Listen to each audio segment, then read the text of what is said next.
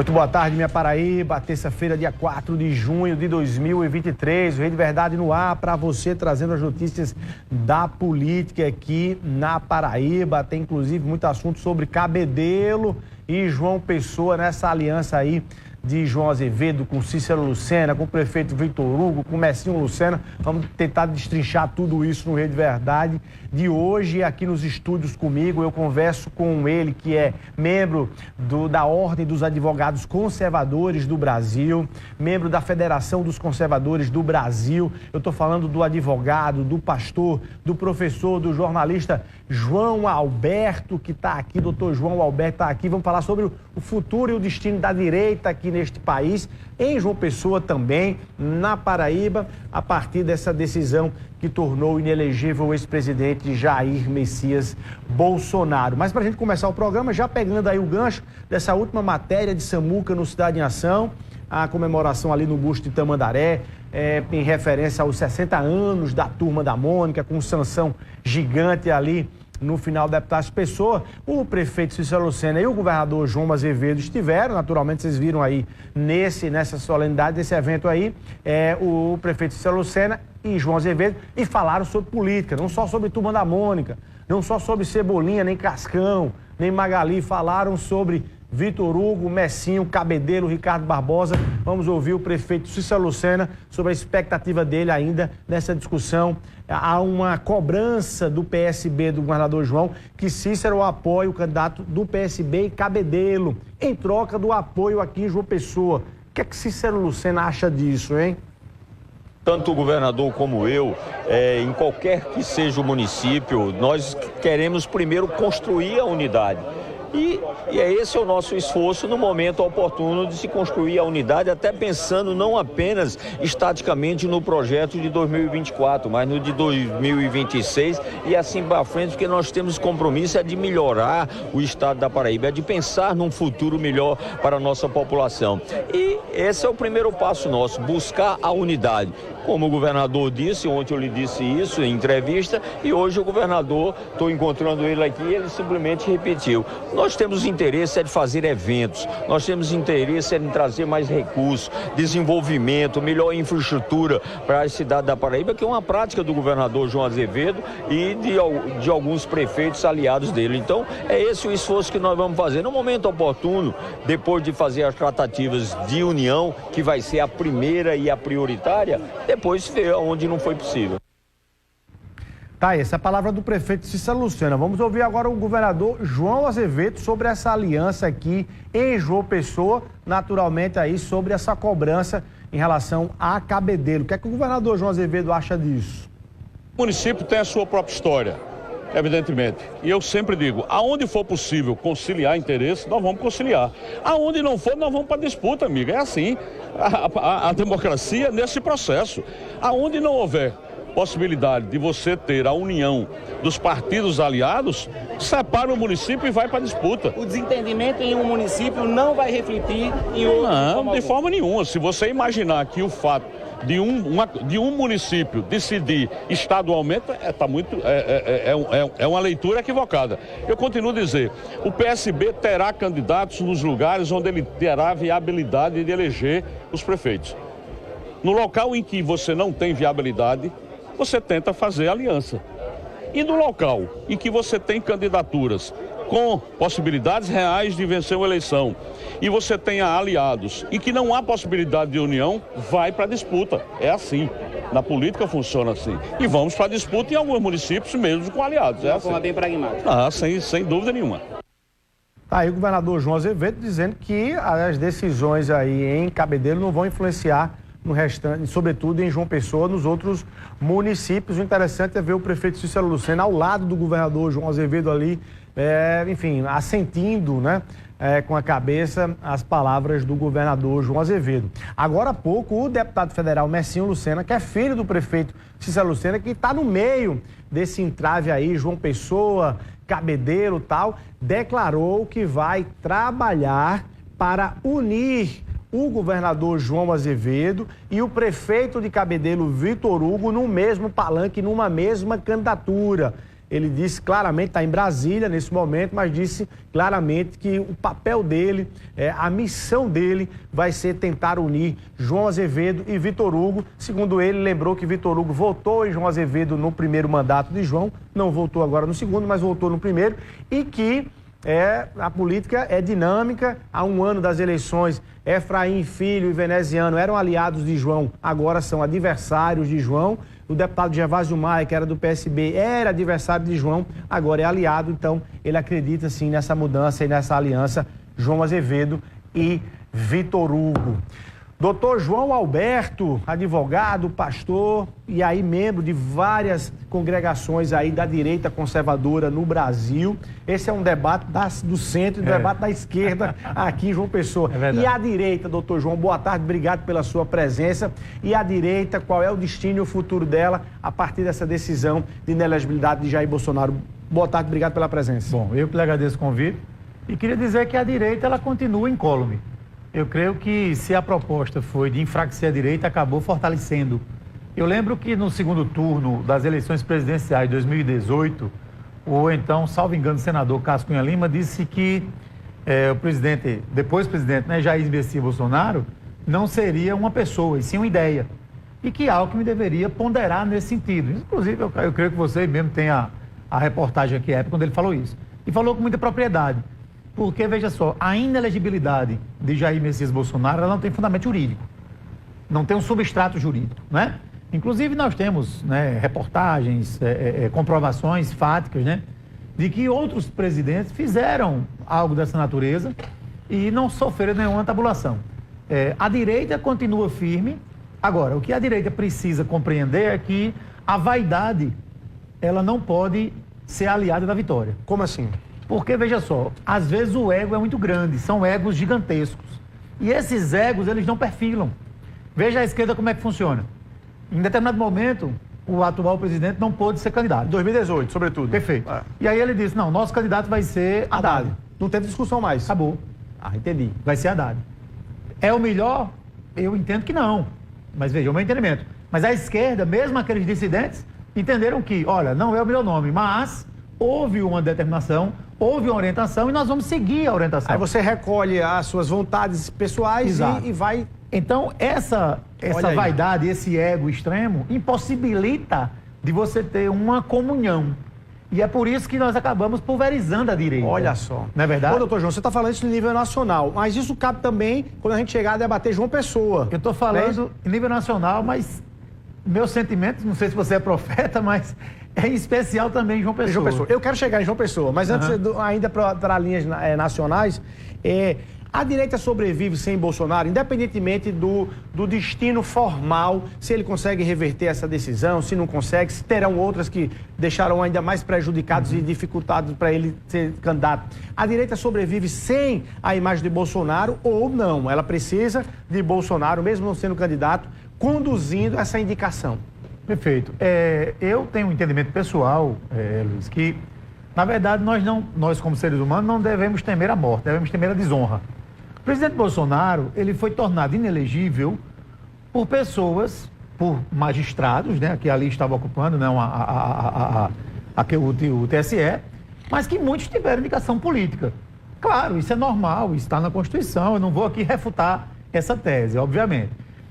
Mas ele não sai do cenário político. Essa história de dizer, não, Bolsonaro não faz mais parte. Não, isso é um equívoco, né? Bolsonaro continua fazendo parte. E se você analisar de forma não tão apaixonada, talvez tenha sido melhor Bolsonaro inelegível. Você acha que ele sai mais forte? É lógico, outra coisa.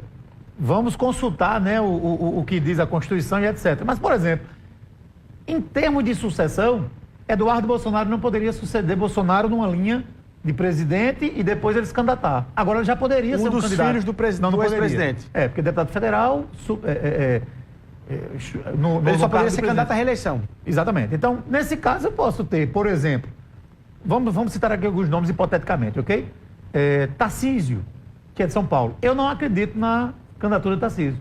Por quê? Porque Tarcísio é muito mais importante num plano de 8 anos em São Paulo, que São Paulo é a força pujante do nosso país em relação à economia e várias outras demandas, vem fazendo um trabalho excelente, tem uma boa aceitação E para o pleito 2026, junto com todo aquele eleitorado de São Paulo, ele como governador ele ajuda muito.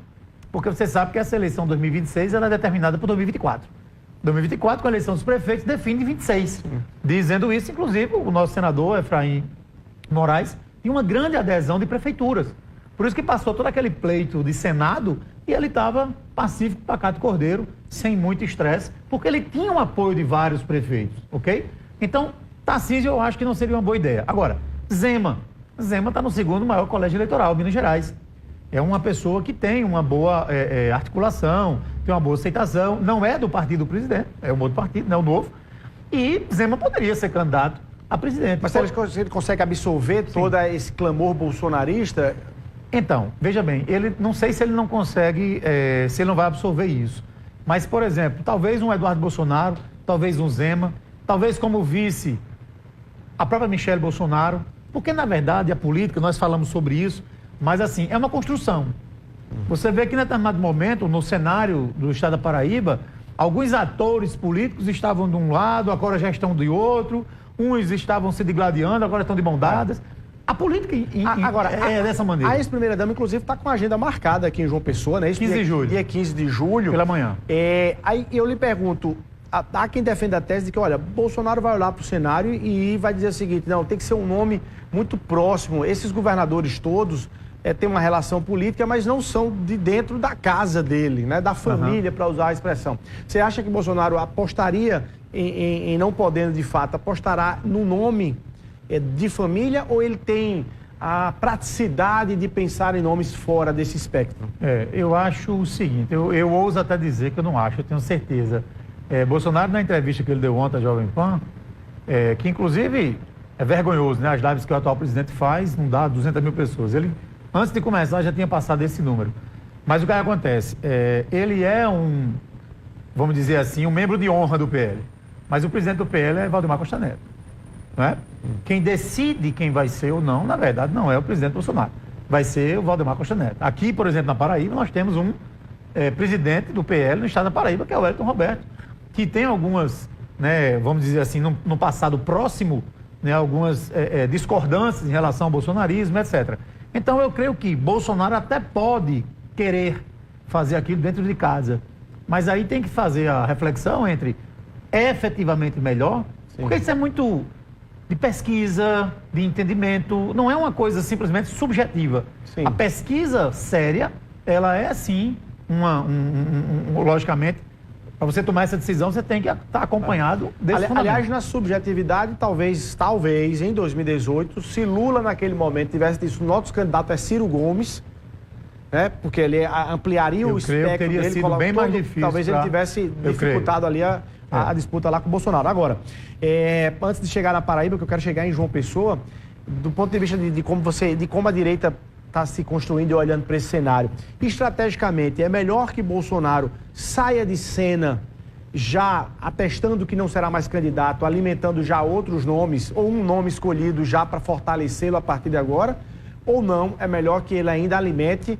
porque ele tem alimentado, ele tem dito, olha, eu não morri, eu estou na UTI, mas não morri. Ele ainda alimenta a tese de que ressurgirá das cinzas. Estrategicamente, é melhor fortalecer já um nome a partir de agora, ou ainda manter a expectativa de que Bolsonaro é que será o candidato? Essa sua pergunta, como sempre, muito inteligente, Bolsonaro respondeu quando ele fez uma reunião lá no Senado, que foi visitar o filho, Flávio Bolsonaro, e na saída ele disse assim, olha, 2022 é passado, 2024 é o foco, e 2026 depende de 2024. O que o presidente Jair Messias Bolsonaro precisa fazer a partir de então é coligar toda a direita no Brasil e talvez nos arredores, né? Entender que há uma necessidade premente. Por exemplo, no estado da Paraíba nós temos 223 municípios. Se você juntar os 20 maiores, você tem mais de 50% da população inteira do estado. Então ele precisa entender que, na Paraíba, por exemplo, quem seriam os pretensos prefeitos? O foco agora é a eleição 2024. Ele, 2026, veja, vai ter um recurso no TSE, pode questionar lá no Supremo? Pode, mas são coisas paralelas. Você não precisa parar um projeto para andar outro. O que ele precisa assim como ele fez em 2014, inclusive estive com ele no Congresso em 2014, é andar pelo Brasil, mapear quais são os municípios, aquele que tem maior densidade demográfica, para que nós possamos, dentro de uma ótica direita, conservadora e cristã, evitar, por exemplo, Luiz, que prefeitos que são responsáveis pela educação do ensino fundamental, ensino infantil, produzam os militantes e que a escola seja um berço de entendimento, de compreensão, né? E não necessariamente de construção de militantes. Doutor João, o senhor defendeu e atuou em favor de muitos daqueles que participaram dos atos do dia 8 de janeiro. Lhe pergunto, como é que está a situação de boa parte desse pessoal, sobretudo daquela que o senhor pôde atuar em favor, e quais serão os reflexos ainda na sua visão negativos, eventualmente negativos, para Bolsonaro desse 8 de janeiro? Bom, o 8 de janeiro, eu entendo que ele não traz nenhum reflexo negativo ao presidente Bolsonaro.